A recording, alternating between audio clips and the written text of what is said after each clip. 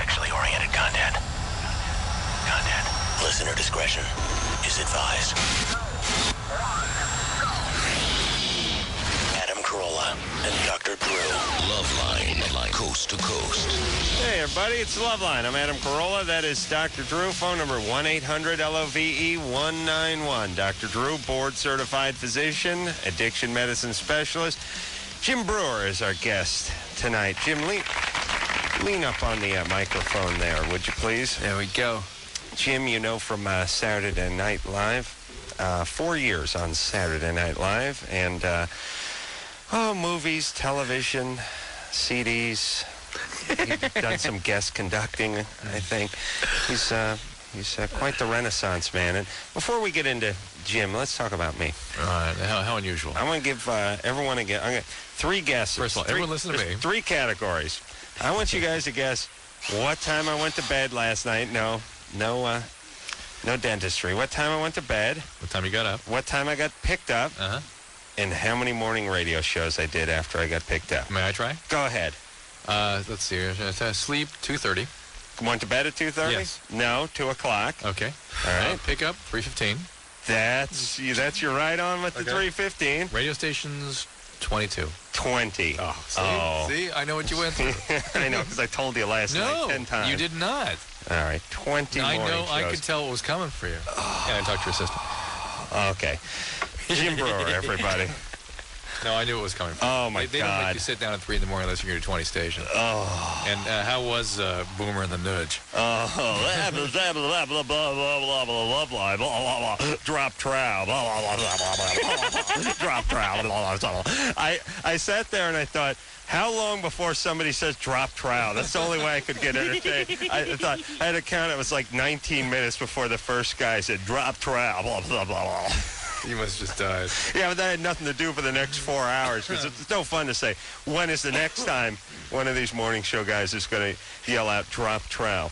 But, drop trout. All right, Jim, let's talk about Jim Breuer, everybody. I've never met Jim Breuer, and I know every B/C comedian in this business. I mean, now don't get me wrong. I'm not saying I'm a C type comedian myself. I mean, what I'm saying is I don't hang around with Robin Williams, but I've met all the Andy Dicks. Right. Do you know what I'm saying? All the middle level stuff. All the middle level guys. Well, they've all done crank yankers. They've done crank yankers, or somebody knows somebody. But Jim Breuer, I've never come across. I don't know if that's a good thing or not. I don't know. We just never kind of, I think we crossed paths, maybe we saw each other or something, but... Yeah, but we never made a rough high in connection. an alleyway or a party or something like that. The night is young. The CD The night is young. is coming out on September 24th, and it's off of your Comedy Central special last year. That's the DVD. Oh, that's the DVD. Ooh, The CD is completely different. Oh, good. CDs get all the stuff I can't do on TV. Well, are we going to, I guess we'll hear something off that tonight? Little snippets off that? Sure. Yeah, all right. Good times. Any appearances or anything? Ah, yes. Oh, the tour. Yeah, the Lighten Up tour. That's Los Angeles at the House of Blues on the 25th, and October 4th in Anaheim at the House of Blues, and Vegas, let me guess, House of Blues, No. October.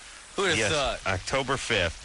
Pretty good. I didn't know they did comedians at the House of Blues like Once that. in a while they will. It's kind of nice. Yeah. Why don't we we'll do see. our thing at House of Blues sometime in Vegas? What is our thing? We stand up and Drew? answer questions. Yeah, because no one wants us. That's fine. They have cool people over there.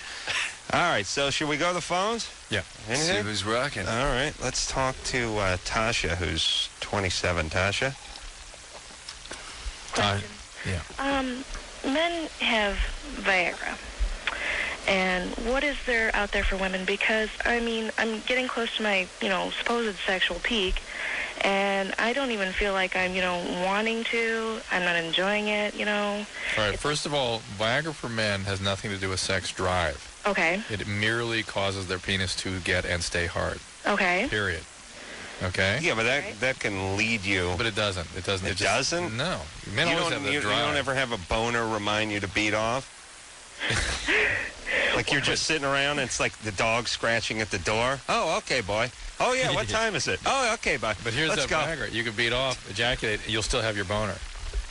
That's what Viagra does for you. All right. You see what I'm saying? So Does it keep reminding you? Can't do anything later. do it again. But Tasha, Ball game, did you you're still lose your hanging out. did you lose your sex drive? You used to have it, now it's no longer? Well, I have kids, and I've been in a relationship almost 4 years, and we had really rocky times, and we were going to break it off. All right, well, that's where your sex drive has gone, is in the relationship Well, problems. Yeah, and he stopped, drinking, and I decided, we're going to try to make it work because he wanted to. He stopped. Is he working a program right now?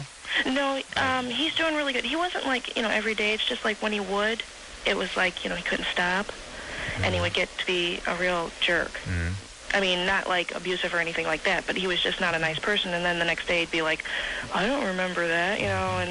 All right. So it's not her libido, so she's not into this guy. Well, not into it, just the relationship is having problems, and it shuts you down.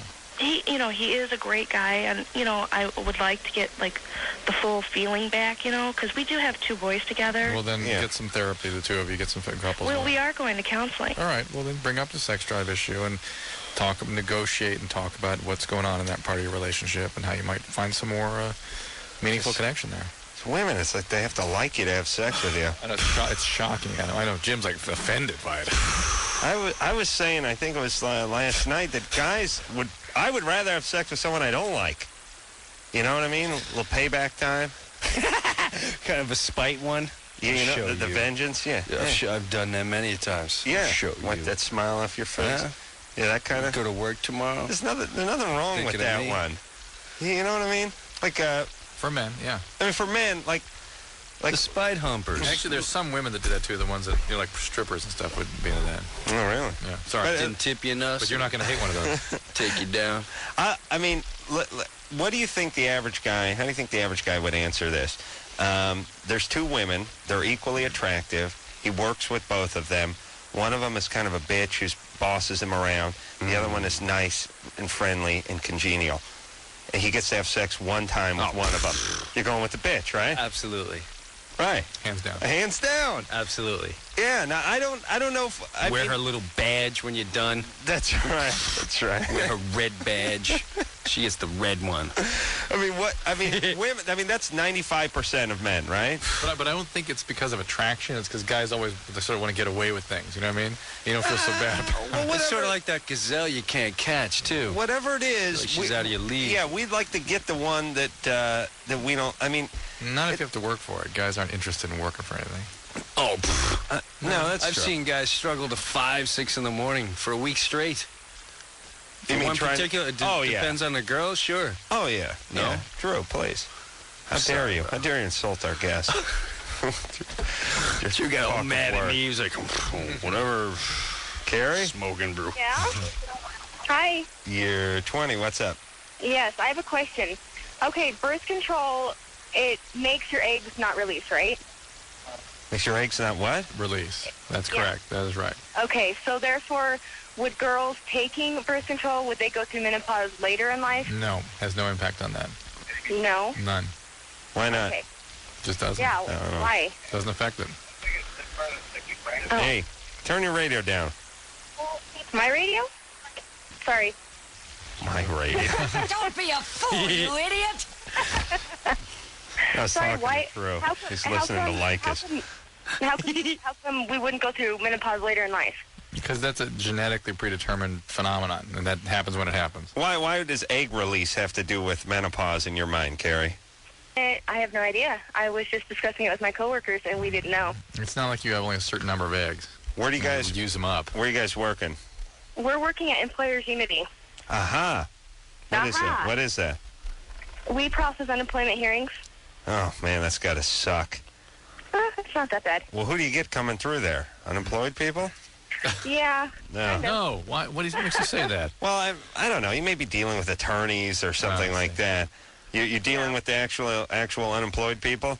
No, we're dealing with it. We deal with the companies, not the individual people. Oh, I see. There you go. All right. Yeah. Good times. Good times. Okay, well, thank you. All right. I like seeing people have crappy jobs. I like to walk around and look at people and their jobs and go, oh, man, I'm so glad I'm not doing that. You guys do that? I do that every Jim, day. You do that, right? Every day. All you got to do is walk. I just got to show up for my gig. It's ridiculous. Yeah, I can't believe I got to wait all day for that one spot at 9 o'clock at night. Oh, man, you just like walk through the airport and you go, nope, Cinnabon? Nope, don't want to do that. Nope, you guys, security? Nope, glad I'm not doing that. It's nice. It's refreshing. Right? I'm just thinking about how that Cinnabon just pisses me off. Because they pump that smell all through the airport. It's addicting. Oh, my God. I know. It's really, it's at the point where you don't even know it. Like, you just walk in the airport, you're like, I'm hungry, I could go for a Danish. Yeah. And you're like, you're so the guy next to you goes, I've never seen you eat a Danish in your life. What do you mean? I love Danish. Let me get extra icing. Oh, my God. Extra icing. Yeah, that could be dangerous. You know, I realized here's all life is, really. I was at the airport yesterday, and I figured it out. You walk through the airport, and you go, I'm glad I don't do that, glad I don't do that, glad I don't do that. Then you walk into that part where the magazines are, and there are all the hot chicks on the cover of the magazines. You go, oh, man, I wish I could do her. I wish I could do her. Who's she doing? And I wish I could do her. And why am I not doing that? That's it. It's right down the middle. It's like, I'm glad I'm not doing that. Why am I not doing this? I want to get baked with you. Yeah, we're going to get got stoned. some serious issues to talk about. We're going to the alley. We may create our own alley. Is there an alley around here, Drew? Yeah, they've created one for you. All right, we'll go in the alley. We'll go in the alley. Nick, Yeah. you're 23? Yeah, I'm 23. What's up? Well, I got married about almost 6 months ago now to a 21-year-old who I've been with for almost a year now. And she's 8.5 months pregnant.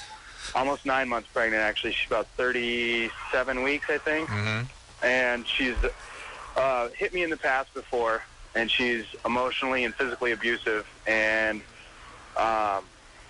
Sunday, Monday, Tuesday were awful. Monday, she ripped my shirt off me on my way out the door to work. Why? Pansy. Why? And then Why? she just loses control. She gets upset, and I try to talk to her, and she just can't calm down, and she can't talk, and she starts hitting, and she starts Okay, well, grabbing, pulling. your wife was traumatized severely as a child, right? Yes, she was. What happened to her? Her parents, they never just argued. They would yell, and they would hit. When she would get upset like this as a kid, when she would lose control, they'd take her and they just put her in the shower and turn the shower on her. All right, well, she absolutely needs some treatment, Nick. She's going to start doing this to your kid. Well, and that's what I'm afraid of. I told her right now I'm separated from her. As of Tuesday, I'm separated from her. Call Child Protective Services, get social services involved, get a therapist for her, get this going. Even before the baby's not even born yet. Listen, there's already a domestic violence issue. This needs to be reported, such as it is. Oh, please. Guy, I'll laugh you right out of the precinct. Afraid so. All right. Hey, no, that's fine. Hey, Nick? Yeah. What's her nationality? Her nationality? She's just Anglo-Saxon. She's a white chick. Aha! Where were her ancestors from? You know what? I have no idea. I'd probably guess Dutch, English, something. The Dutch. Some of those violent people. Animals. Yeah. Savages. Yeah. Dutch or no? What, Flying Dutchman? Flying Dutchman. You don't hear about the Flying Spaniard? No. No, he's the Dutchman. Flying Brazilian. That's right. Nick? My question is, I'm separated from her right now, and I told her she needs to make an appointment to get help that I want to go to. Do I need to? Do I go back with her right now, or do I wait till she starts getting help? I don't know. I mean, she's she tells me to leave. She keeps telling me she wanted me to leave. When I do leave, then she tells me she wants me back. Oh boy, you got a big problem here. Go get a book. There's a book out there called "I Hate You, Don't Leave Me." And hit her with it. Go get that book. Read it. Read the book. Whether you go back or not. I laughed at my bad joke. There's going to be lots of chaos.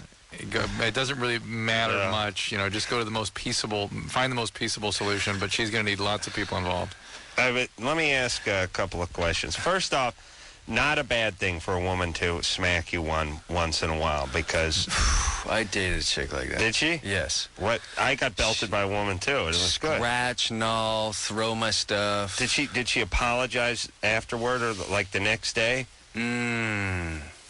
I don't remember her No, Apologizing. I see. For me, all my relationships, whoever I'm with, they walk around in a constant state of dissatisfaction with my actions. Drew, you know what I'm talking about?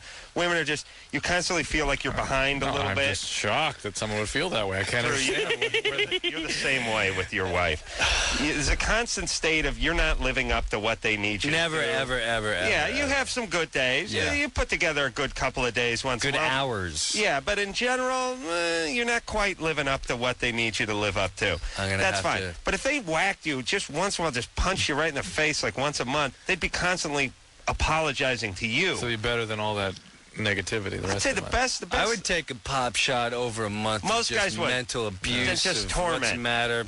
Nothing. Yeah, right. Right, yeah, you're not cutting it. Why am I going to say it? I just always talking about it, and just it's great for a day or two, and then you just right back to normal. You don't listen anyway. You never listen. Right. What do we always argue about?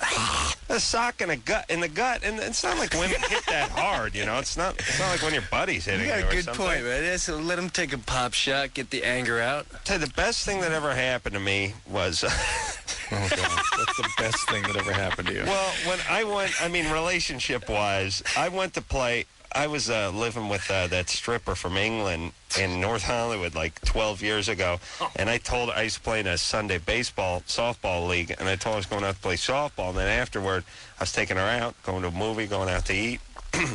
The game got canceled, so we went out drinking. And I got home loaded at it was like 12:30 or something at night. I said I was coming home at like 5 in the afternoon. I was drunk. You got like a triple that day, knocked in 2 runs. You had to celebrate. No, we didn't play. That was the whole thing. The game got canceled, so we decided to go out and have a few drinks, and next thing you know. And I passed out on the bed. I was still in my uniform and cleats and everything, and she told me to stand up. And I knew I was going to get a shot. I did it gladly because I would have just been torment for the rest of the week. She said, stand up. And I stood up at the end of the bench. She whacked me, went right in the face, and went right back down. And on the way down, I was thinking, good. Because I'm drunk, and that was nothing. And I just flat down, and then tomorrow it's a clean slate. All she did was apologize for the next week. It's great. It was much better. Guys should encourage that. That's what I'm saying. You should stick your chin out and dare them to hit you. That's Take a shot. What are you waiting for? Trevor? What's up, guys? You're 19? Hey, yeah. What's up? One thing I have to mention this. About a month ago, I was stoned out of my mind, flipping through the channels about 2 o'clock in the night, and who pops up on the TV screen is Dr. Drew lecturing a bunch of college students about sex. Oh, no, it was in Washington, D.C., right? Yeah. That was hilarious.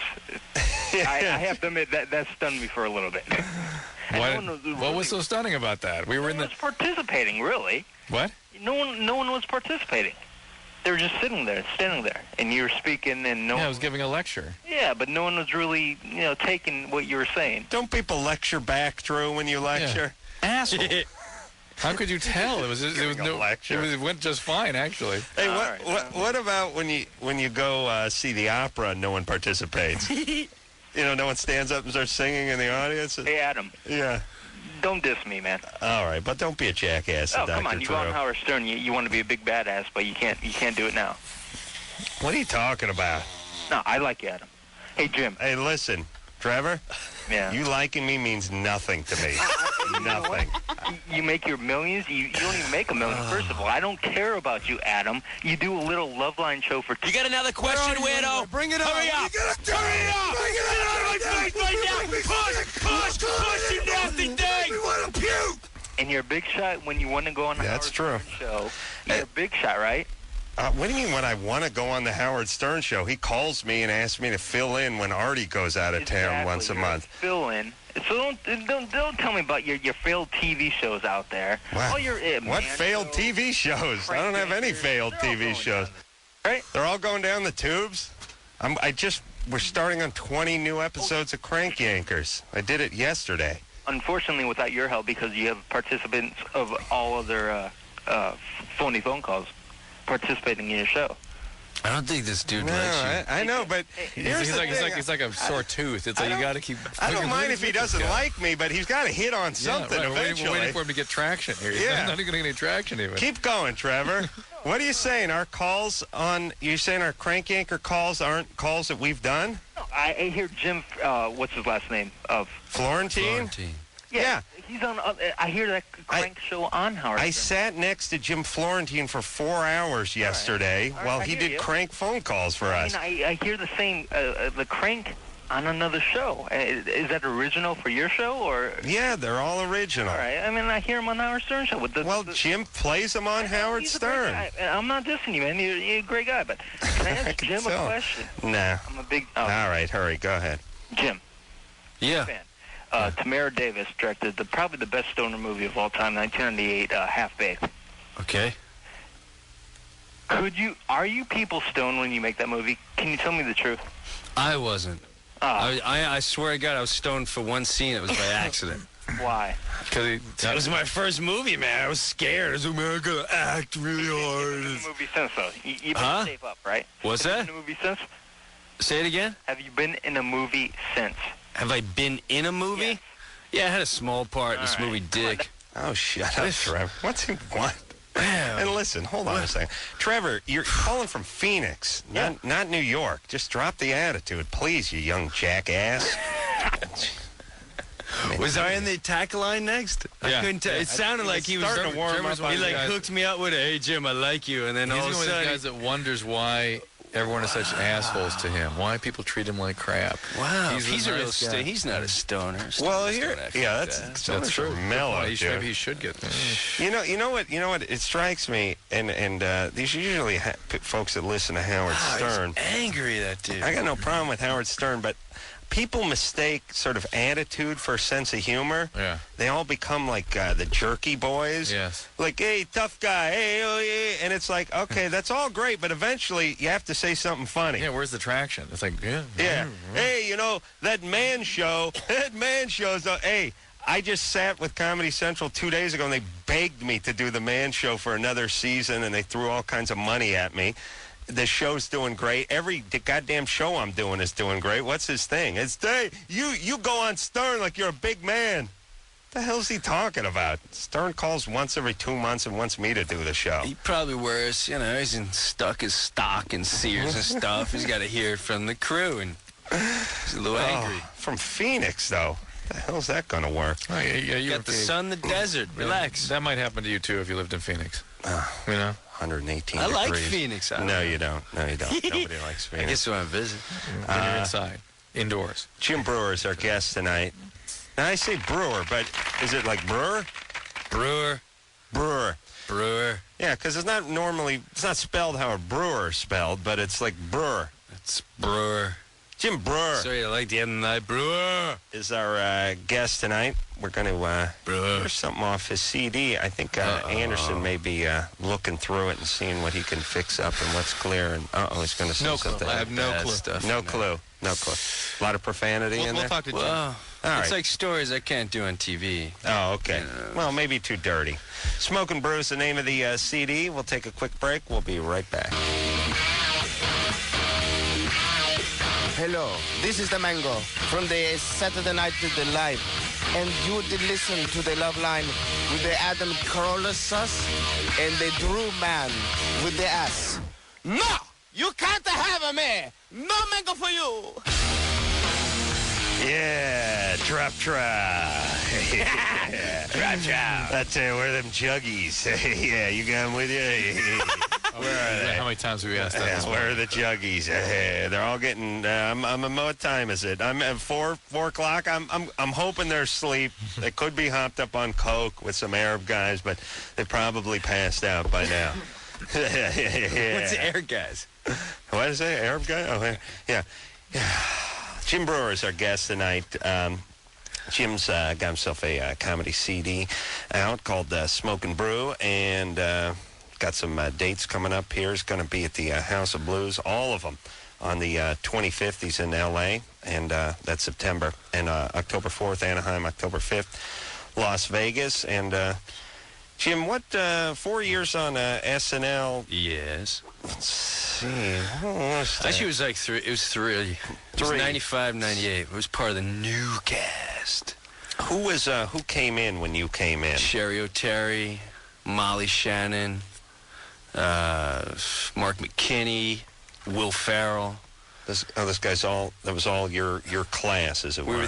We were the new class. And we were the '95 class. Norm Macdonald was like the veteran. How'd you get along with Norm? Norm was my favorite cast member. Yeah. He was the only guy. This is when I knew Norm was the only guy. You know when you get a job, like they give you the big speech. Mm-hmm. Yeah, we expect this from you. And go out there and do it. And then as soon as you're done, you get the one guy. Listen, what he said, forget that. Here's how it goes down. Mm-hmm. That was like Norm was that guy in the cast. Because Mondays we'd pitch our ideas to a host. I remember I had one season under my belt. I'm starting to buy new clothes, get a car.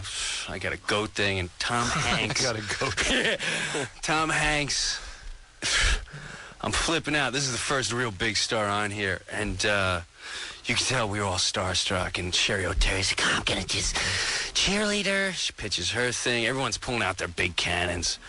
I'm gonna do Mary Catherine Gallagher. I'm gonna do the goat. And Nor's like, yeah, I'm gonna do the guy who poops his pants. You're like the guy, you're like, I got poop in my pants. That guy. There's a story, I can't tell it now. I did on the thing there, and they were in a press conference. It's on the CD. Did you see him? Did you see him on Dennis Miller? Wait, what did he say? Nothing. On that thing there, Yeah, I'm guessing referring to the CD that's you see him on not in Dennis this Miller? room. No. By far, Norm was the funniest guy on the show. He just said it the way it was, and if he didn't like it. Right. He even told us, don't put me in sketches. Right. I'm going to do update, don't put me in a little gay sketch in the background. Yeah, I like Norm. Norm, I know a little bit, and he's authentically a strange guy. I mean, He's a strange bird. It's not an act. I mean, the guy's a gambling. But he tells problem. you right up. Yeah. And I've never. I don't know any. I mean, women like him, but I don't know any women that like him. Do you know what I'm saying? like him. They're the spite ones. Yeah, it's not. I don't know. I think he's a misogynist, but he definitely seems to get along with the. I don't think he has a lot. They think he's hot. Every chick that meets him's like, God, look me up with Norm Macdonald. Yeah. I'm like, are you sure? Because don't come to me after I do. No, I want to. Yeah, he's great. Brewer. Big gambler. I love it when he does the younger Burt Reynolds, the Smoking the Bandit Burt Reynolds. You ever see that? Yep. He just sits there with the bad fake mustache. Yeah, bring that up, Jeff. Yeah. He dresses in the Smoking the Bandit outfit, and he just sort of stands there, and he does that chewing motion, you know? Yeah. He doesn't really say anything. Yeah, I don't know why. Who decided to do that? He did. 17 years after Smoking the Bandit. He did. Was That's released. why he's genius, man. Yeah. I don't know where he is, though. He used Where to come is out. He used to. I don't know. He used to come out and warm up the shows. Oh, really? At Saturday Night Live, and he'd go. I would go up and try to kill. I'd just try to blow the place out the water. Give him my A material for 10 minutes. Would you pull the goat boy out? I'd pull the goat. All the big guns are coming out. Norm would come out and he'd go, "Hey, I'm working on a new impression." And he'd go, here's, Johnny Carson, bringing out a famous act. Okay, anyway. Ladies and gentlemen, I'd like to bring out, I'm a big famous guy. I need some work on that. Yeah, He I just miss didn't Norm. care. I like him. I got to get Norm back onto something. Amy? Or maybe off of something. Amy, you're 22, but hold on a second. I was reading the screen. At least he doesn't hide it. No, he's got problems. Jordan? Yeah. You're 15? Yep. You had sex for the first time? Yeah. When? I had sex about a couple of weeks ago. Mm-hmm. I believe him. Yeah. See? And you lasted for 1 minute? Yep. I believe that too. I don't know if it's pleasing for the girl or not, you know? Don't worry about it. Not at this stage. Nothing you do first time out is going to be particularly pleasing for her. Was it her first? No, it wasn't her first. Right. It was like her second or third. Still, she got a ways to go before it becomes actually But is that pleasant. normal, though? Or... Well, that's good. Yeah, first time out, most guys are rather rapid or have trouble getting an erection. It's real. There's always some trouble, and it runs the spectrum of too long or too quick or not at all, but there's always something. That's scary. Go ahead and get a relationship going with her, and things will work themselves out. Yeah. Is she your girlfriend, Jordan? Yeah, she's my girlfriend. Okay. I mean, I don't know. I mean, Is it okay for her to get angry at me? Or should I just let that go? Or? Did she get angry at you? No, she just like, well, kind of, because she didn't get any pleasure out of it. Well, what about oral sex? No, we haven't tried that yet. All right. What do you mean she got angry? Yeah. Yeah, it's No, weird. What do you mean, Jordan? Well, I mean, she didn't get angry, but she just, she wasn't very pleased about it, What'd she say? She's like, well, I didn't get any pleasure out of this, I don't know if we should do this again. Okay, now it's a bogus call. Yeah. Sorry, Jordan. That's BS. And who's your buddy with weird tuberculosis who's breathing in the background? Oh, that's me. Oh, okay. I'm a huge fan. Show up and listen since sixth grade. Thanks, buddy. He's all All right, but listen, buddy, you gotta get an inhaler before you get on the other line. All right. I love your show, man. Thanks, buddy. Listen, you jack-offs. If you're gonna call the show and have your buddy on the second line, don't have making love to the receiver. Swallowing it. He's just hanging out. That's what he said. It's really him. It's really them, man. And what's the guy doing? Beating on? Like, He's just very excited hearing your voice. He's excited, yeah. oh, okay, but now I don't know if they don't make phones this way anymore. But back in the day, we used to just unscrew the receiver. Or you'd put a handkerchief over the. Remember that whole trip? Yeah, but you'd put your hand on it. You'd listen. You don't need.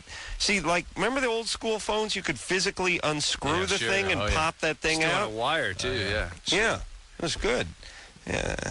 So I don't believe that kid, right? No, ridiculous. I believe he's a virgin. Not a virgin though. I got not a virgin from his voice. I don't know, Drew. He may be a virgin. You can tell right on the voice. He may be a virgin, and he's guys who get laid don't make as many prank calls. By the way, that's when the prank calling ends for guys. That's why all you and all your comedic buddies. That's why we're still all the crazy doing them. things end. Let me see, Jordan. Right? Yeah. Hey there. Listen, you're a virgin, yes? No. Seriously. No, I'm not. He's a one-timer. Yeah, one-timer. Oh, okay. Yeah, All right. see. It's see, we can tell the sound of a guy's voice who's a virgin and a guy who's getting laid a lot. But the one-time guys, it's hard because it's the crossover voice. All right, let's talk to Still cracks. Amy.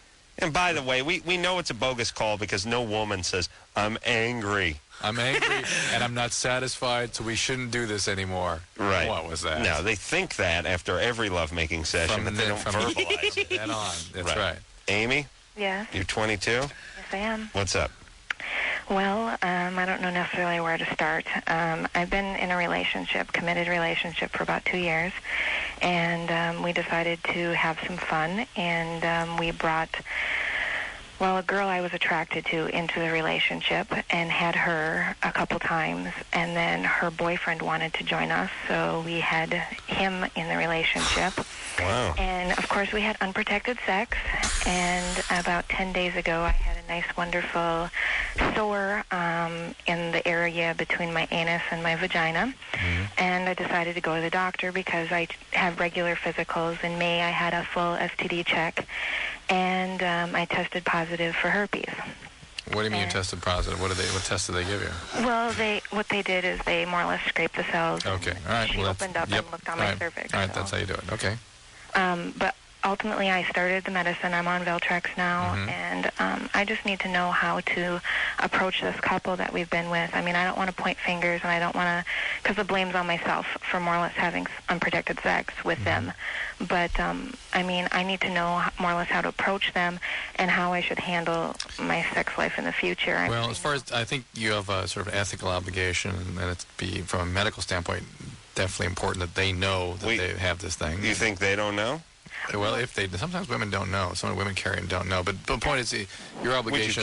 Would you get it from the woman or from the guy, though? Well, that's what I want to kind of know too. Is, I mean, the clinician, I guess is her name. I don't know. The lady I talked to at the clinic said that people carry it and they don't know. That's right. Women they have their first outbreak. It's more not their first outbreak. They have outbreaks and sort of miss them. Okay. How do you miss that? Because sometimes they're not that severe, or they're inside the vagina. They're not on the outside. Wait, but how does the woman give it to the other woman on her vagina? Well, it's in the between Anusberg and Vaginaville. Yeah. Yeah, but and maybe it was on somebody's hands. You see what I'm saying? Really? Is it, wow, can pass through it like that? What was going on? Did her vagina get near your vagina? Well, I was fisted. But there, I mean, that could be something also. But Hold on. What happened to you? I got to laugh and beat off. Hold on. I didn't think this stuff really happened. We were together when the four of us were together. Is right after the outbreak occurred. But oh, wait a second. I'm curious what her boyfriend does during the fisting. Like, sweetie, I'm going in the kitchen. You want a tab or anything? You want a tab? How about I know you got the one hand used up, but Bob, you want a Michelob or something? You hear him in the other room. What are you swinging at? You need a tab. That's a high pitch, stupid. He's watching Sports Center, drinking a beer. I was fisted. Let me ask about the fisting. It's something that seems to be thrown about quite casually, but are people making a fist and they go in and make the fist? But it's done with the what would this be called? Well, it's the fist. snake. Yeah. It's fisting. It's like when you're trying to get that last pickle out of the jar. You don't make the fist and ram it in. You slide it, and then something out of the garbage disposal. Right. Yeah. Oh, true. No, that's what it is. What kind of euphemism is that for a woman's vagina? It's just how the hand is garbage disposal. I've never heard it referred to as a garbage disposal. Wait till I tell your wife what you called her. You haven't seen Amy, right? Oh, wait a minute. Yeah. Hey, Amy.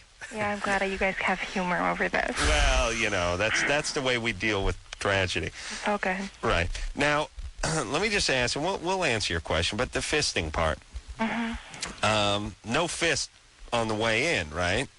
Well, it's like, I mean, I'm wet and I'm moist, and I like the pressure. In fact, I'm actually scared that when I have children, I'll orgasm from it because I like the pressure that's there when. Now, if you orgasm, does the kid just go shooting out like you're launching a water balloon from one of those? No, okay. And the fisting part, but here's my question about the fisting, because I'm unclear. Is the fist made before it enters the vagina, or is it let in sort of like your hand is in a sock puppet and then made into a fist? Well, it depends upon the size of the hand. I see. In this case, what happened? The fingers were inserted in like a cup-shaped type. Right, and then the fist is made? It's more or less just continually pressed in until I can't handle the pressure anymore, and then I tell them to get out. All right, so it's not really a fisting, is it? But it's a full handing, right?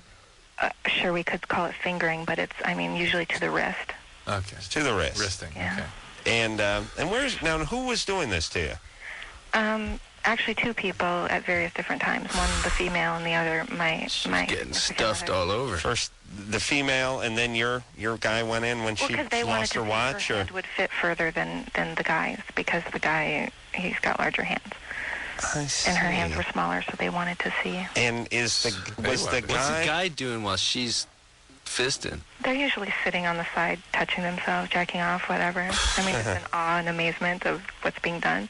Hold on, Jim. What kind of retarded question? What's the guy doing? Of course he's feeding off. I didn't know if he was trying to stuff somewhere else. I'm trying to feel her out where she's going. Now, this was the girl and your man, or the girl and her man? It was actually all of us, but the hands that were inside of me was my man and her. Because you're traditional that way? Well, I prefer anything and everything, but that's what gets me into this situation. Oh, wow. Well, now, Amy, yes? This is interesting to me. Okay. Let me see if I can get a physical description of you. 38 double D. Oh. I have about 34 waist. My jeans are men's 34s. You're fat. Drew, please. Let's not judge. Yeah, I'm very voluptuous. I have an hourglass figure. I got a big-ass booty. And, yeah, if you want to call it fat, that's great. But all right. I get what I want. You get what you want. Now, that's the beauty of being a woman. Now, how tall do you go? I'm 5'7". 5'7". What do you weigh in at? Too much. Too much? 200? 250? About 180. About 180. Let me do some quick math here. Do your math, yes. And I know what venison is, and I know what veal is. Hold on, baby. Thank you. 5'7", 180. Carry the 5. I got 5'5" and 3/16, 197. Oh, thank you. All right, not bad. You didn't crack the 200. Not too bad. Oh, baby, what happened to you growing up? Anything bad?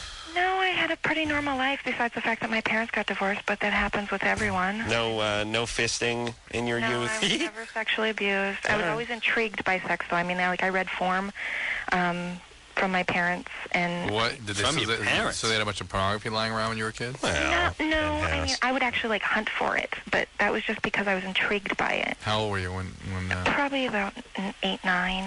did you Drew. walk on your parents or anything, doing anything ever? I mean, I could hear them. They had a waterbed. Okay. But otherwise. Waterbed. Yeah. That's therapy right there. Just parents with a Folks waterbed. have waterbed. You gotta. That's at least 5 years therapy. 5 years minimum. Yeah, if it was heated, you're up to 7 years. All right, but wait, Amy, I'm not done. Now, what does your man do? Anything? He's actually a firefighter. Oh, interesting. Yeah. Interesting. And this couple, so friends, huh? Yeah. Okay. I mean, we play darts with them. Wow. Oh, sure. Why not play a parlor game after you're done fisting your friend? It's nice. Hey, who's up for darts? Well, I'm not done fisting your wife, Chet. Okay. Well, I'm gonna start warming up. You all right? Let's have some pork chops, some beer, and fist your wife. Who's in? Let's flip it over and play the baseball side of the dartboard this time. Let's live. Does anyone ever do that, by the way? Has anyone ever in the human history played the baseball game on the back of the dartboard? So, Amy. Yes. Well, it seems to me that you have an open relationship with these people. I mean, you're someone who doesn't mind speaking your mind. You've got to just put them on notice. I think whether you want to send them a letter or whatever, they probably knew about it. They probably exposed you to it. Probably. Yeah, I mean, it it doesn't make them bad people, but it could make them bad people. But they probably were aware they got herpes, and God knows where people as demure as these people would have picked up herpes along the way. But sometimes tragedy strikes good people. Nice young couple. I want to know how Amy avoided it so long. Yeah, she's 22, all of 22. Yeah. And yeah, there's no doubt that she's worried about sexual relationships in the future. Just be honest with people. Make sure they wear a condom. Make sure you're not having an outbreak, and they should be reasonably protected. All right, let's take ourselves a little break. Jim Breuer is our guest tonight. We'll hear something off his new CD, Smoke and Brew. Wait a minute, it's not out yet, is it? Next Tuesday. Next Tuesday. We'll take a little break. We'll be right back after this.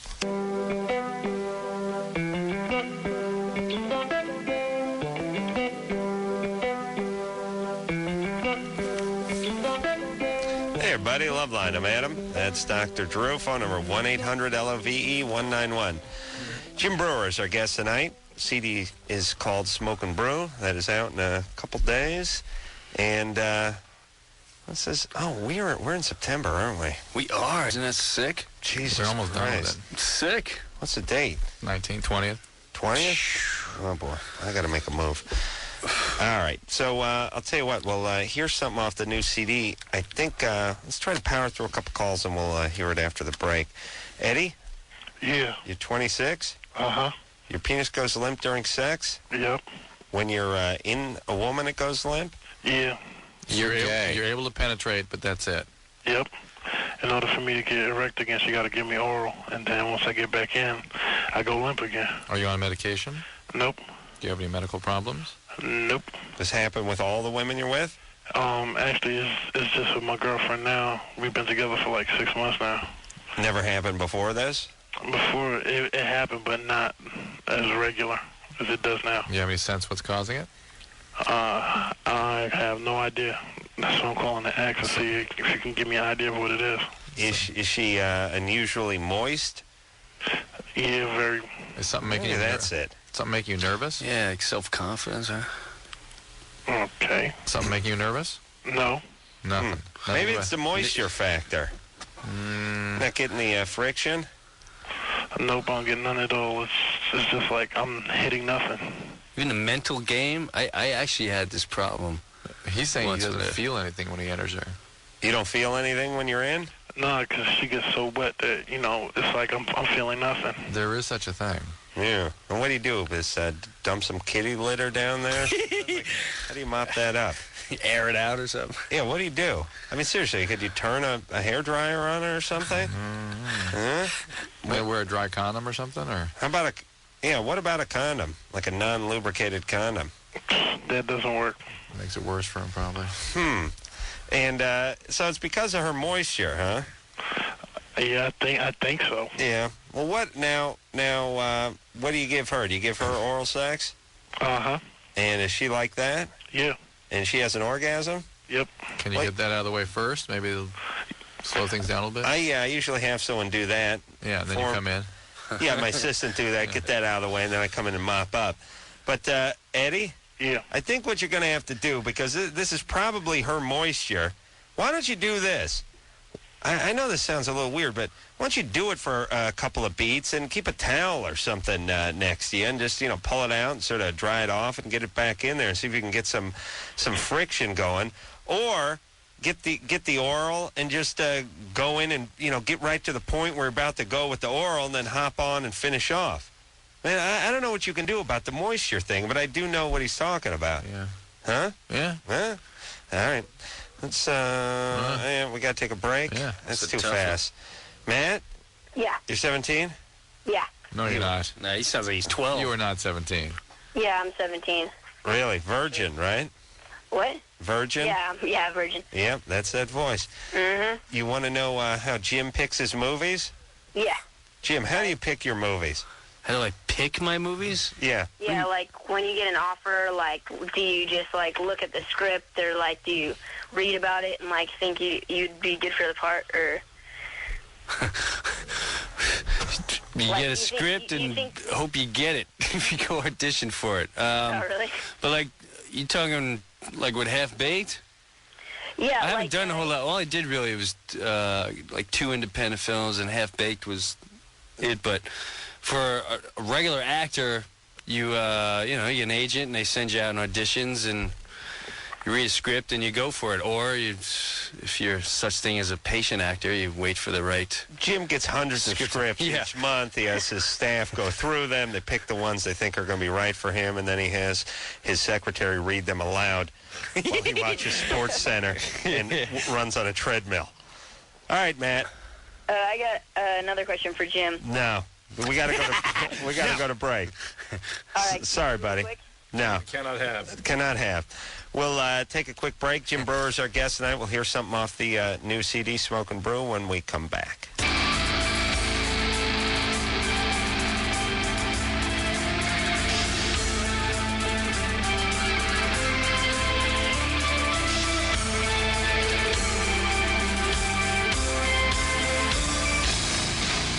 Hey, everybody. Loveline. I'm Adam. That is Dr. Drew.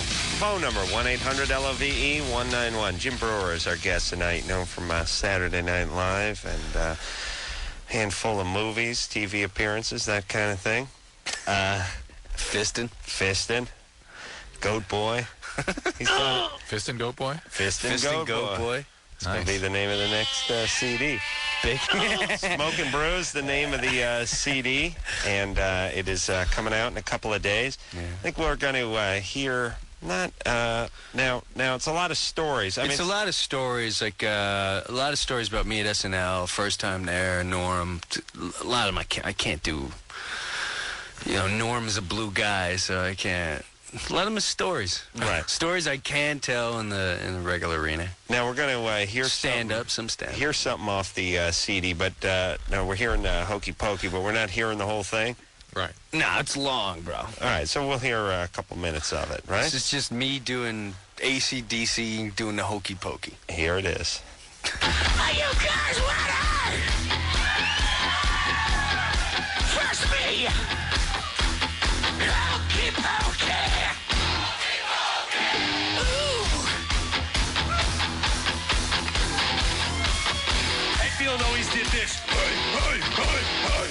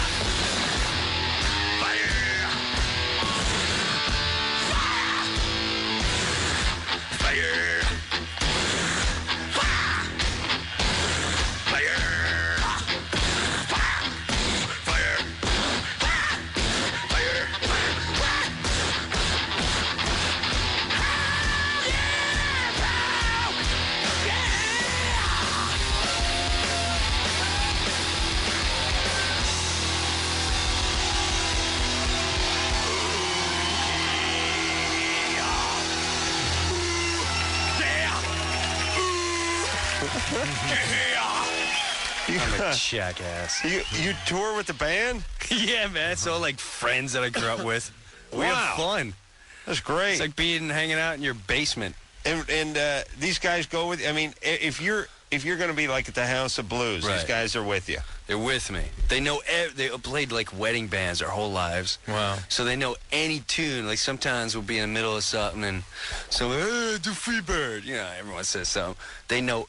They can right on cue hit anything. And do you know? Most of the time, do you know Freebird? No. I'm not up there singing. That's the only time. You know, I can do like AC/DC. That's about it.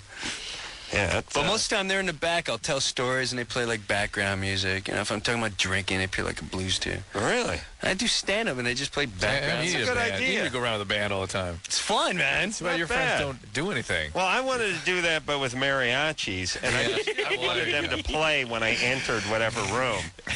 You know, like when a Mexican fighter enters the ring. Guy with the big guitar and the trumpets fire up as I step into the party. Everyone knows I'm coming because they see him setting up. They see you coming. Oh, yeah, Corolla must be here. You see that guy with the huge... See that little short, fat guy with the huge guitar? It's always the short, fat guy with the little huge fat one. Dude. Yeah, he's getting ready. If he's really good, he'll have huge a little hat, stash. huge guitar. Yeah. And, That's only the real good ones. The thing about that huge fat guitar, it never really caught on. You know what I mean? Like, no one else ever played. Which is shocking, too, you would think, because it crushes in their culture. Crushes. Yeah, it's huge. But you never see any old pictures of Hendrix or Townsend or anybody with the huge Surprised fat it didn't guitar. cross over. Yeah. I am surprised. Yeah. And, you know, it's not like... the pinata made it over. The goddamn sitar made it over. The sitar pinata made it huge, too. It tears up at parties. Sitar made it from India. Yeah. If the sitar could make it, the big gourd guitar would work. Yeah. We should look into that. Yeah. Because it has so much. If only George Harris were still alive. He'd bring it over. Yeah. He'd go over there. Yeah. He'd do the concert for Tijuana. Yeah. Paige? Paige, you're 17? Yeah. What's going on back there? They're yelling at you about piercing? Yeah. Who, your parents? No, I'm in a dorm room, and my friends, they think I'm so stupid, but they're the ones who made me call. You going to college? Yeah. Where? I don't want to say. All right. But you're in the Portland area? Yeah. All right. And you did get a piercing, or you're going to get a piercing? No, I got one. What kind? I got one in the hood. In the neighborhood? No, the hood over my... Hold on a second. Drew made a joke, everybody. Let's just pause for a second. Let's give like 5 seconds of silence because this doesn't happen all the time. You ready? And... All right, we're back. Yeah, you got it in the hood of your clitoris. Yes. Right. And how was it? Was it painful? Yeah, I was pretty drunk, but yeah. And you're not 18 yet. No. Where did you get someone to do that to you without being 18? Oh my God, I want to know. We went downtown, and I was pretty messed up at the time, but we went into this guy's apartment, and he had some things, and everyone thought it was really cool, and another guy got, like, something done before me, so... Did you see them open up the equipment? In other words, was this all sterile equipment? I think so. Did you see them open the package? No. I'm really confused about the night, exactly what went on. Oh, my God. Man, it happened to me once. You got bloated and came out with a piercer? I had a chandelier hanging from my hood when I got home. Oh, my God. I was wondering because, I couldn't get my pants up the next morning. It was a huge chandelier hanging from my clitoris hood. I was like, what? Where'd this come from? Chimpanzee in the bathroom. Confused. There's still plaster hanging off it, so I knew it was torn off of the roof of, a Spellings place. Oh, my God. Hey, Paige? Yes? You have a problem with alcohol? Evidently. I've gone drinking a couple times. And was this a strange guy who did this to you? Well, the guy who did it, yes. The guys I with, they go to school, and... Do you know them now, the guys you went to school with? Yeah. Could you ask them who had done this and whether it was sterile, whether this guy was reputable? I'm really nervous to talk to them. What I'm most concerned about, I have these 2 symptoms. Uh-oh. One is my butthole's the size there of we me. go. Oh, yeah. Drew knew. Drew said the voice. Shut up! when you started going south, I went, oh, Adam, it's bogus. Drew looked at me and said, yeah, he said the voice. I said I was bogus. He said bogus, yeah. Bogus? Yeah. Drew caught, you got it out. You did pretty good there, Paige, but I do want you to know that Drew did say bogus under his breath. He is the master. Couple of But that was good. That was a good one, down. though. That was good. All right, baby. I gotta be honest, I didn't buy the whole... Nah, I bought it. Really? I bought it. Hey, nice work, Paige. Thank you very much. All right, babe. Bye, babe. Bye-bye. See you in hell. All right. Hey, but the guy that invented the mason jar butthole called the show when you were away with a real problem. Wait, it's Phil Jim in. He's looks confused. What's the mason jar butthole? Oh, boy. Well, how do you explain? Well, the hokey pokey is a dance. Yeah. Well, it's no. A guy called in 4 years ago, 4 or 5 years ago, and he would start to tell a story, and then at the very end, he would end it with, she had a mason jar. She had a butthole the size of a mason jar. Gotcha. And then it became the sort of tag to all bogus calls. Any caller would throw And then it. people Okay. would try to call the show, and they'd try to draw us in with a story, and then they would end with a butthole the size of a mason jar.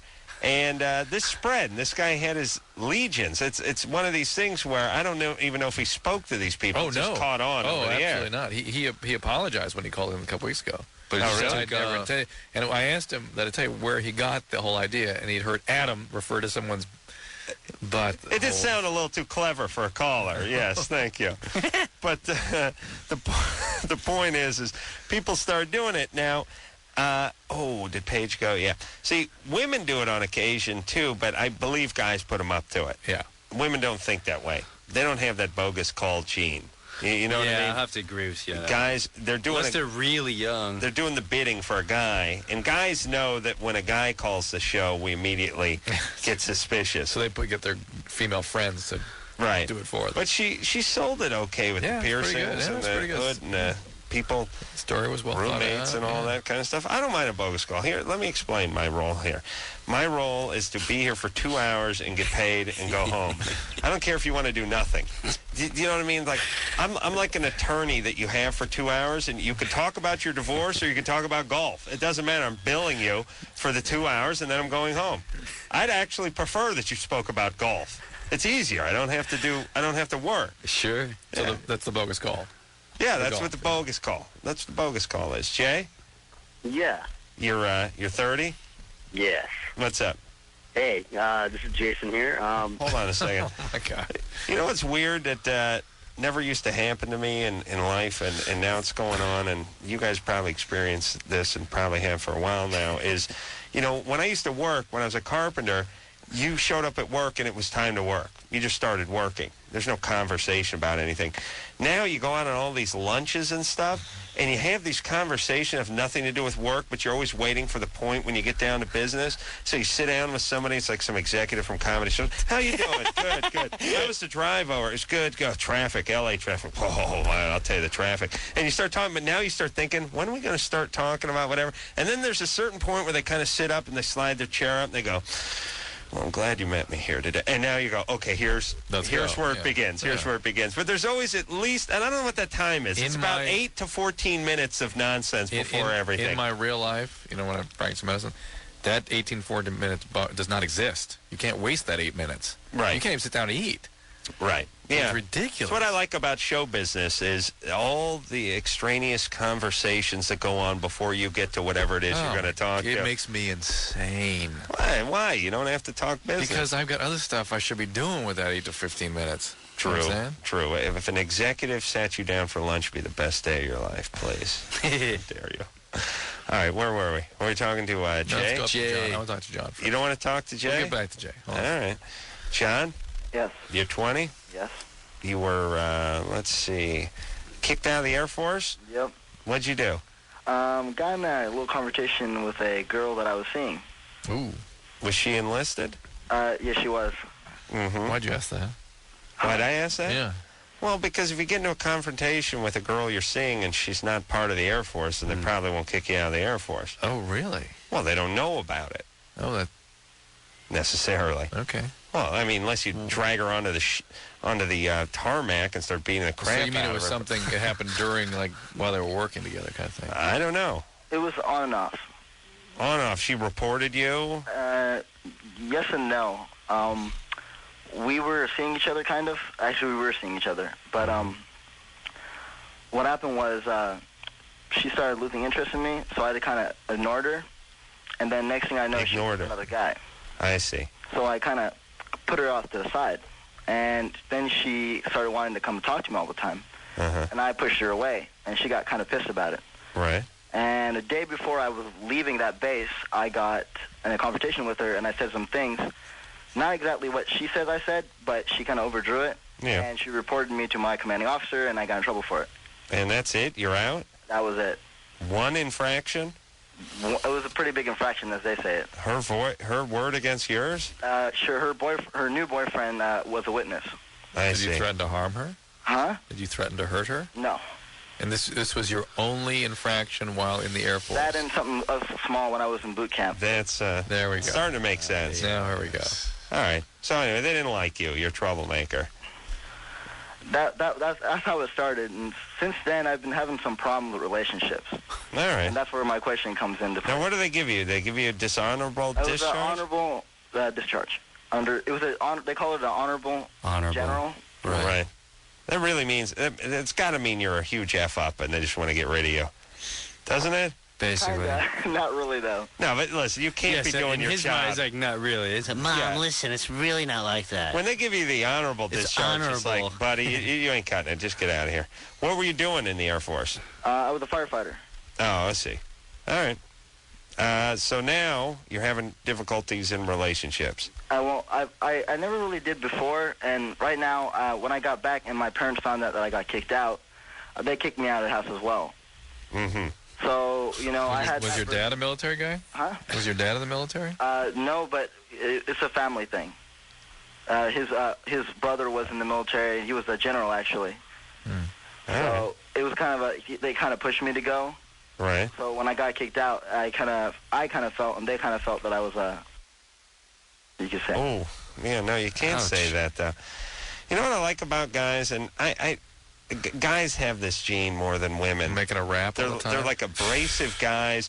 They try to call this show and they say, I got thrown out for no reason. I know what happened. I got in a little argument with this chick and they tossed me out of the military. Believe that? Yeah, you didn't lay a hand on her. It's always like making a rap. Threaten her. I said one weird thing, and next thing you know, I'm on a boat home. Stupid. Yeah, and then I got home and I just showed up at home. My parents threw me out. Yeah. No. And then I said the F word on Loveline, and Adam threw me out. Yeah. Hey, John. Yeah. Please. Now, why did you went home and your parents tossed you out just for coming home? Yeah. They just tossed you. You didn't get drunk. Did you ever have trouble with the law, or can you join the forces? No, I was a straight edge when I was in high school. Straight edge. And you didn't get into it with your dad or your mom when you got home? Me and my dad have never really gotten along, hence why I left to go to the Air Force. So when I got kicked out, it kind of wasn't any better. In fact, it was worse. Yeah, exactly. Oh, okay. Right, but you didn't go home with your tail between your legs. You and your dad got into it again, and then he kicked you out again. Sorry, I'm not like you, Dad. Bless you. All right, so now, John, you got to collect. You got to get it together here. Mm-hmm. Now, I don't care about your relationships right now. That's not important. That is not the issue. What's you important gotta is get your life together, get a job, and get a place to live. Right. Now I did get a job. I've been working 40 hours a week, and I go to school as well. So I'm trying to piece my life together slowly. Okay. All right, well, get that not just pieced together, get it like solidly glued together, and then you'll be available for a relationship. Well, that's one of my concerns. When I stress out a lot, because like I said, I've been doing a 40-hour week, and I'm constantly working, and I have school with that. I have a hard time releasing stress. And I've tried different methods, and it just doesn't work. And normally I've noticed when I have a relationship or I have someone close I could talk to, like a girlfriend, it tends to help me. Yeah. And the problem is I've been trying that, and I'm not getting that. All right. Well, you're not going to get it for a little while because you're 20 years old, and 20-year-old guys don't do real good with chicks. You got a crappy job. You're going to junior college. Your old man's booted you out of the house. You got tossed out of the service. You're not a real attractive package at this point. That's all right. You work hard for a few years, and then you go out and get whatever you want. But that's what you got to do now. And as far as blowing off steam, you got to get like a heavy bag or a mountain bike or something. What, by the way, were the techniques you used to blow off steam before? Beating up enlisted personnel, stuff like that. What was it? I used to just hang out with friends, and after I got back, I used to actually do a couple things. I did something that my parents didn't know about when I was in high school. I did drugs, and I quit when I went in. And I straight edge guy in high school. Straight edge, yeah. And I've been a good job of not doing it after. Well, I thought you were straight edge in high school. Well, I didn't like get in trouble with the law, but I did some, yeah. You did a fair amount of heroin, though? No, none of that. All right, well, listen, edge addict. John, please. Here's the problem. John has no problem with himself, Right. but everyone else has a problem, does. yeah, and I love guys like this. Bus It's driver. like, hey, wait. Well, I was straight edge in high school. No, I didn't do nothing. I mean, it's like you never do anything. Why society punish you? Why singled him out. They fined him. Why does your old lady dump Bus you? driver kicked me off. Why does the colonel throw you out of the service? Why does your old man why does everyone have trouble with you? You don't do anything. Listen to me, everybody. Please. If people have trouble with you, it's because of you. It's not because of them. All this crap, I go nuts when I hear about people. Yeah, I got fired from my third job. What's wrong? Boss was jealous. I was doing the work of 10 men. Really? You were that good an employee? Yeah. Well, why did he cut you? No reason. No. There's no teacher. I ran that place. It all begins in like junior high. I used to try to float this crap too, which is I got the D because the teacher doesn't like me. Oh, of Guys course. got it in for me. Yeah, just drop it, everybody. Whatever it is you're doing, it ain't working. Man, whatever it is happening to you, it is your doing. That's right. It makes it happen. John, you stay in school, do your work, fine. Hang out with your buddies. Don't get in any trouble. Get it together, and you can find a woman. But women don't want you right now, and I don't blame them. Let's talk to Jay, who's 30. Jay? Yeah, right here. What's up? Hey, well, first off, I want to say that, Adam Carolla, he rocks, love Thank that you. show. Thank you. I love him too. Big fan. Yeah, it's totally cool. Adam Carolla is just cool. And Dr. Drew, yeah, he's kind of going on. He's all right, yeah. I've got to say that Jim Breuer, great comedian. Yeah, he's not chopped liver, this Jim Breuer. Oh, not at all. All right. Can't get any better than that. Anything Anyway, about Norm Macdonald? Want to talk about him, too? what's that? Anything about Norm Macdonald? I don't know who Norm Macdonald is. Oh, he's going to really start drinking even more and gambling even more when I tell him that. He's going to start gambling on his drinking. He's going to combine his two loves. Jay? My big question is, I have this hair that's growing on the shaft of my penis. What on the shaft? Hair that's growing? Yeah, on the shaft of my penis. Uh-huh. How far up? Up to the point where it's close to the head. It's not quite. It gets to that point where it starts to get kind of pink, I guess you'd say. Yeesh. How much hair? Well, not a whole lot. It's not as closely placed as it would be on your arms. Right. But it's there. It's like definitely hair. Yeah. Not like a wild hair here and there. It's in between arm hair and facial hair. Mm-hmm. And now, like leg hair. Well, what has more, arm hair or facial hair? No, in between is what I would say. Yeah, I know, but what has more? Yeah, your arm or your face? Oh, the face, absolutely. Oh, okay. So it's more than arm hair, less than facial hair. Yeah. That's hair, though. Yeah, I know, and I want to get rid of it permanently but safely, and I want to know how to do that. What have you tried so far? I think acid probably is the way to go. Oh, no. No, I'm not a doctor. I don't know. What have you been doing so far? Plucking. Plucking one out. Wait, how can you pluck, I knew he was when you going to say have... that. How could you pluck if you had your arm, for instance, you couldn't pluck all the hair out of your arm. Well, I tried it. I tried plucking, and it just didn't. Oh, hold on a second. Oh, is this bogus, or is he not describing his problem? One or the other. Because he did downgrade to try. He said, how have you been getting rid of it so far? And he said, plucking. And then we said, plucking? You can pluck the arm on your hair. And he goes, well, I tried to pluck it, Backpedaling. Which sounds like a little backpedal and fix. Yeah. Jay? Yeah. Now I'm going bogus on this. No, not at all. Not at all whatsoever. I am worried about it myself. I've had no female say anything about it so far. All right. But I have How large is your penis? It's got a decent diameter. Well, sure, it's covered with hair. Get an extra 7/8 out of that hair. No, I don't mean the hair. My head's bigger when I don't cut my hair. Sounds like a businessman. You got good diameter, but the length. The length, I need new underwear because it doesn't go the length here. It goes further than what I need to go when I get hard.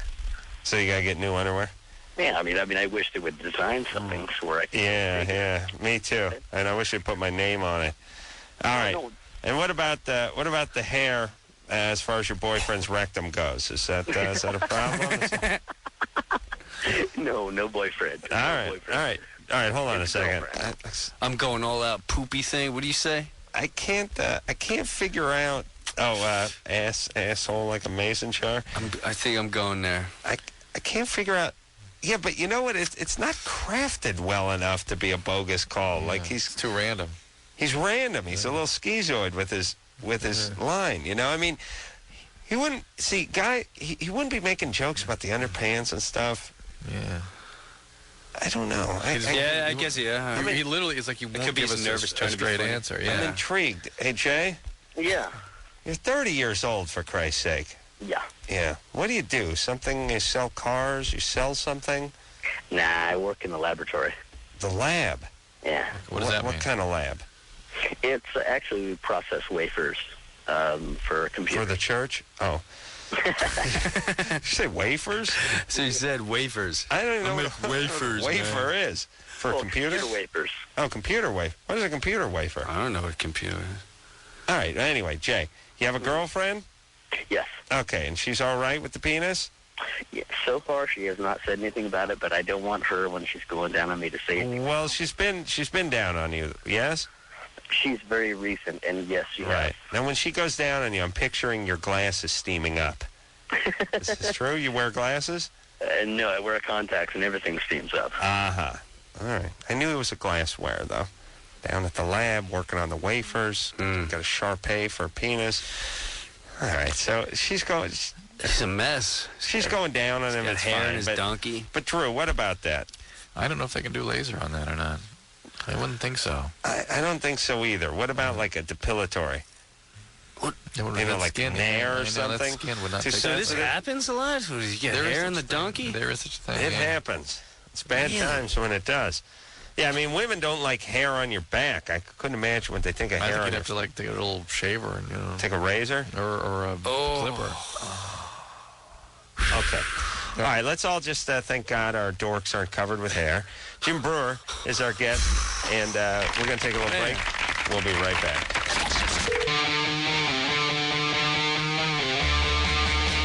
Hey, everybody, it's Loveline. I'm Adam. That's Dr. Drew. Jim Brewer's our guest tonight. Jim has himself a CD out called Smoke and Brew. It is going to be coming out, I should say, in a couple of days. And you can find him at the House of Blues on September 25th out here in Los Angeles, on October 4th in Anaheim, and on the 5th in Vegas. All right. I got back from Vegas yesterday. It's all right town, yeah. It's coming together. It's okay. You weren't there during the fight, were you? No. That's why you're in Tahoe then. Who fought?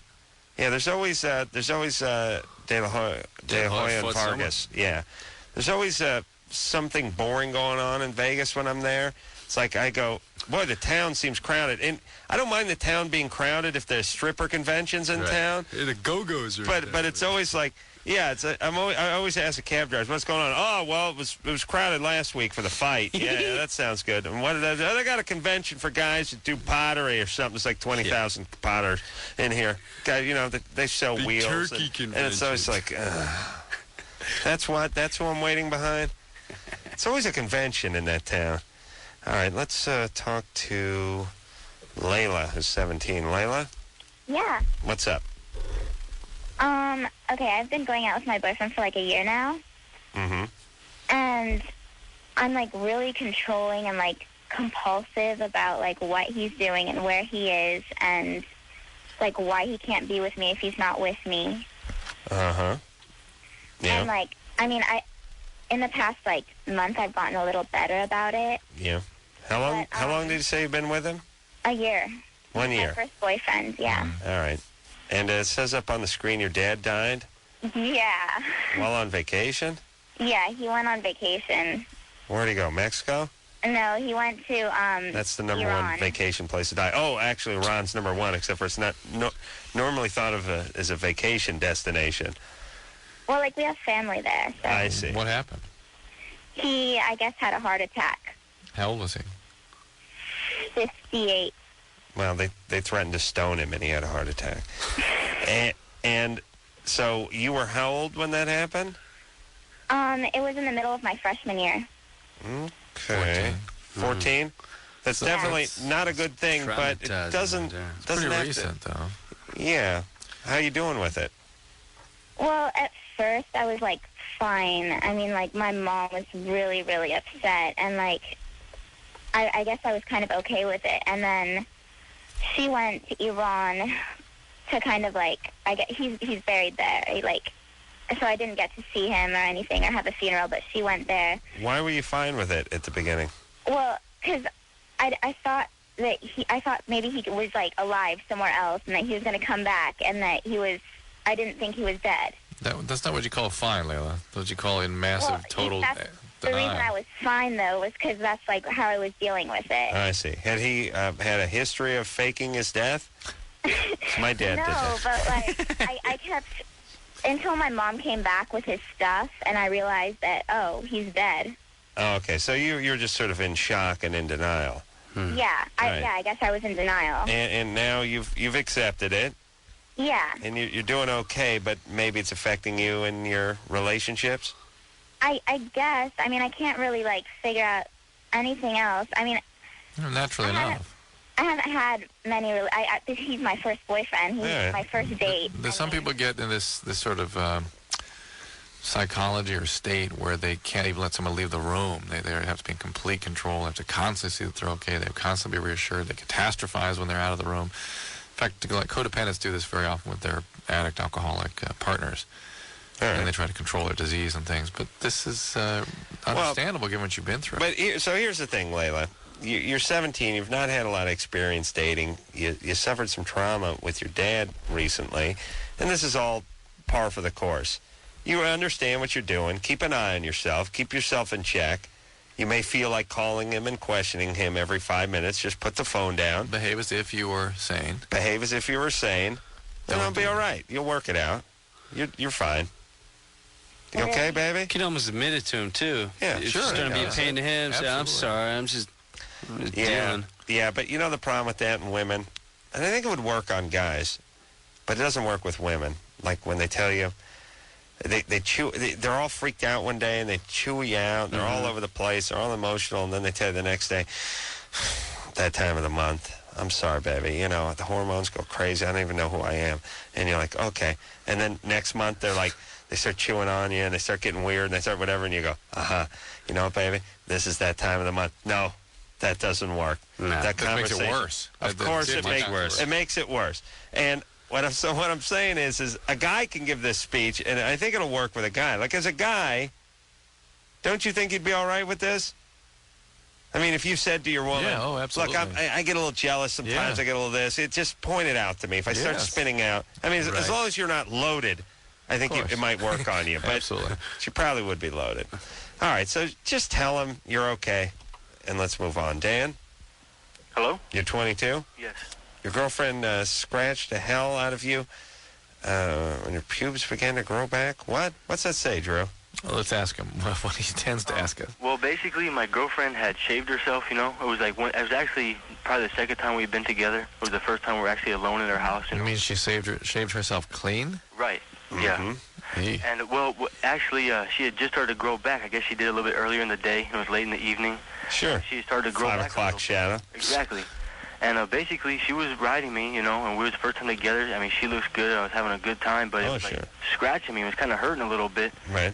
But I didn't do anything about it. You know, I was enjoying it. And yeah. What would you have done about it, by the way? Well, I'm not going to tell her to get off. So, but anyways, it started hurting real bad. Hold on a second. Oh, my God.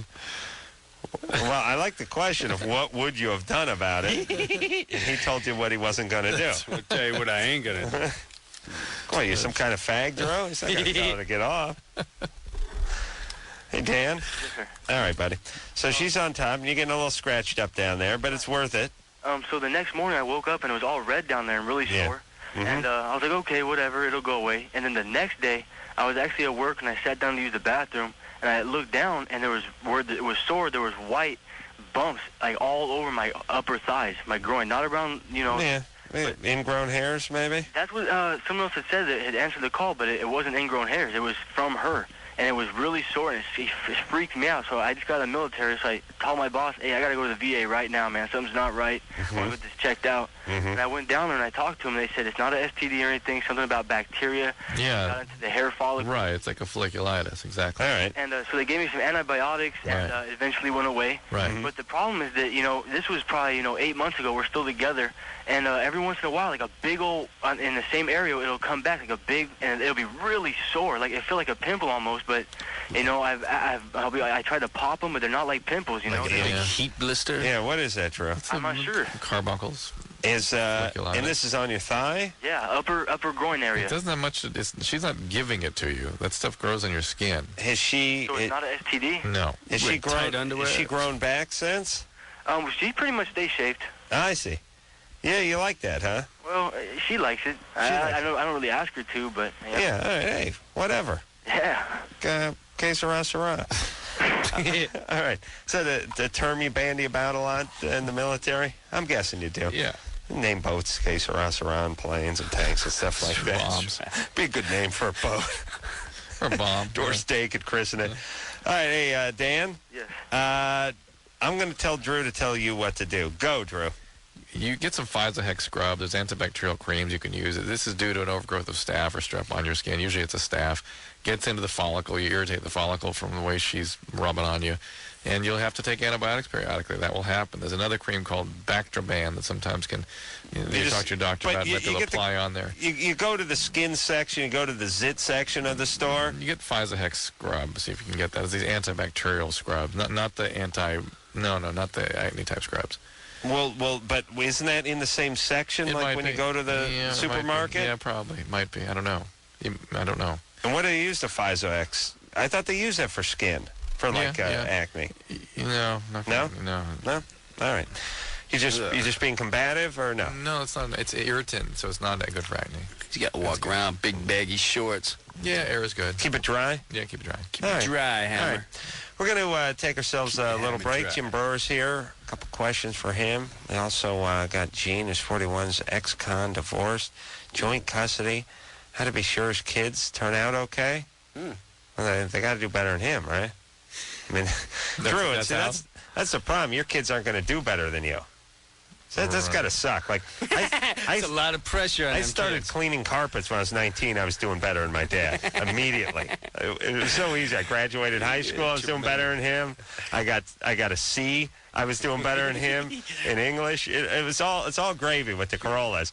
You get your own car, you're doing better than anyone in the family, or you get a moped, you're doing better. Bank account? I don't have bank account. Oh, that's right. Oh, okay.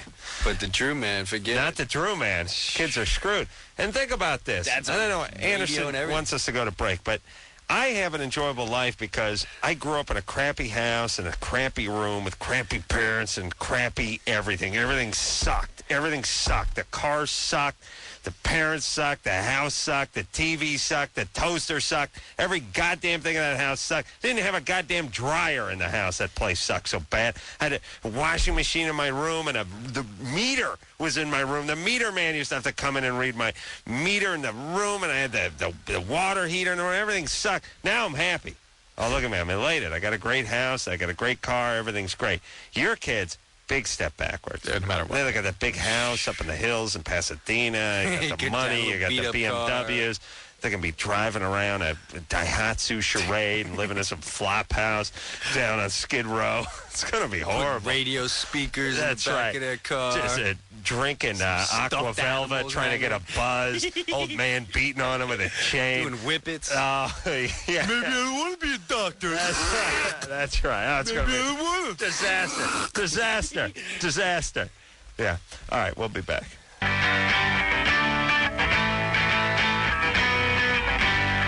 Hey, yo, Loveline. I'm Adam. That's Dr. Drew. Jim Breuer is our guest tonight.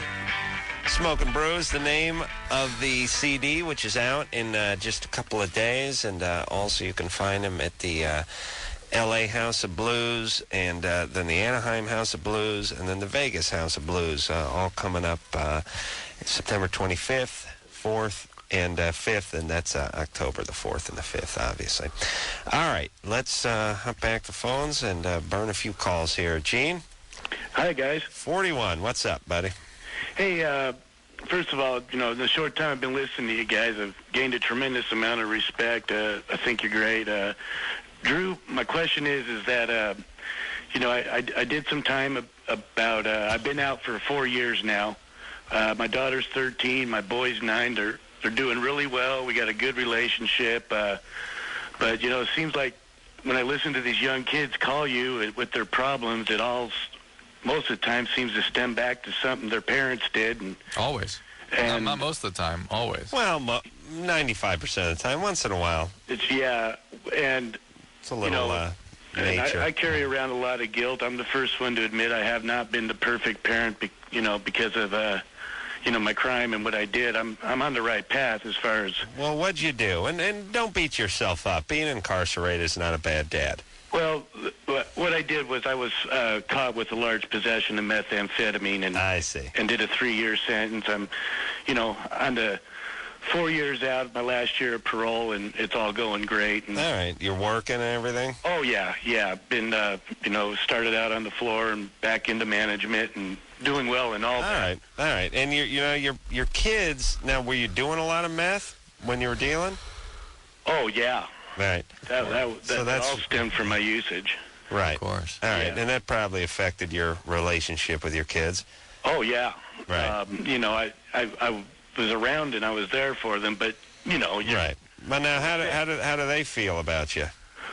Well, I think they feel great about me. At the time this all went down, of course, they were a lot younger. My boy, I don't even know if he remembers any of it for that matter, but I do talk about it regularly with my daughter. She's in junior high and starting to get exposed to those type of things, and right. So I try to be upfront with her as much as possible, which is another question, is that okay to do as far as my own experiences? Yeah, when generally parents should not discuss their drug use with their kids unless you've been an addict or in recovery and they need to participate in your recovery. Then it's, talk in terms of the consequences and the fact that they are too at risk, given the fact that they may carry the gene that you have. All right, but let's reassure Gene in the sense that you can't take back the past. That is what it is. So he has to say, because someone else would, your dad's a... So he shouldn't be honest with, his kid to tell him he did something like that? Or? Well, I think the 13-year-old is aware of I said what happened. I'm not saying lie to your kids ever. I'm saying that most don't tell them the truth. Most people, you just don't address it. You just, it's right. not And their that's business. one aspect I haven't addressed with my daughter is, does she feel ashamed of it? Well, here's the deal. Get her to Alateen. That's it. Get her this. She needs treatment to process the implicit memories of having been through all this stuff. And there are ways you can either get professional assistance or a free way to do it is go to Alateen. Yeah. You make up some story about being in some sort of Vietnamese prison camp or something for 4 years. It's like, you see the movie Rambo? Loosely based on my experiences. And, yeah, that's right. Yeah, the teardrop tattoo, that's Viet Cong. They gave me. That means you've been in country. Yeah, listen, I don't worry so much about the genes of the world. I mean, I do understand whatever they did in the past affected their kids, but he's very anxious on making things right with his kids. Yeah, he sounds excited and about that's fine. Yeah. I mean, they'll be okay. They're not going to be perfect, but you're here now. You don't have to compensate for the past. Just, you know what I mean? I think that'll screw the kids up. Just be good from this day forth. I mean, do you want... No, I mean, get them the help they need, but I mean, don't overdo it for not being around. Right. You don't put the pressure on them. Right, don't then make them now responsible for your guilt, too. Right. Just... So feed off that. Be as good a parent as you can be from this day forth. Right. All right, question for Jim. Chris? Hey. What's up?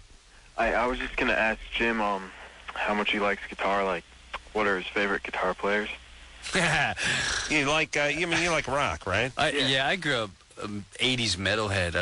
Had the you're from New Jersey? Long Island. Oh, Long Island, yeah. Had the cross earring, the mullet, Judas Priest painted on the back. You like Van Halen?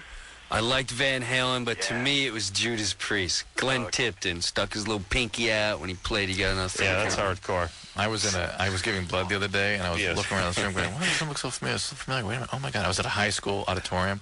I thought, oh, my God. On that stage? I was at a prom here in 1973. Van Halen on that Wow. stage. That's right. They were a local band then in Pasadena. Yeah. Playing it, and who else? Scotty Snotty and the Hankies. Snotty Scotty. And who else? Who else played it? Blues Image? Was Blues Image? You know Blues Image? No, it's Blues Image. You're in Captain Ride upon your mystery ship. Huh? Our 13-year-old listeners don't know Blues Image? I refuse to believe that. Don't give me that crap. Watch this. DJ. Yeah? You know Blues Image, right, brother? No, man. All right. That's one guy. Ray, you're 14? Yeah. You're pretty heavily influenced by Blues Image? Yes. Yeah, you know Blues Image. Uh-huh. Wait, name a song they sing. Ride, Captain Ride. That's right. There you go, Kid's Ray. 14. Kid was born 22 years after Blues Image broke up. No, they reformed and then broke up. He's still on top. And then 22 years went by, and then Ray was born, but he still knows Ride, Captain Ride. All right, let's ride into a commercial. What do you say? That's good radio. That's good radio. Yeah, before I got to drop trout. Good radio.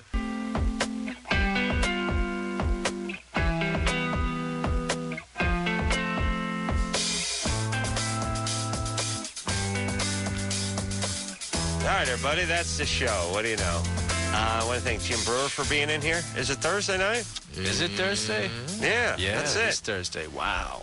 All right.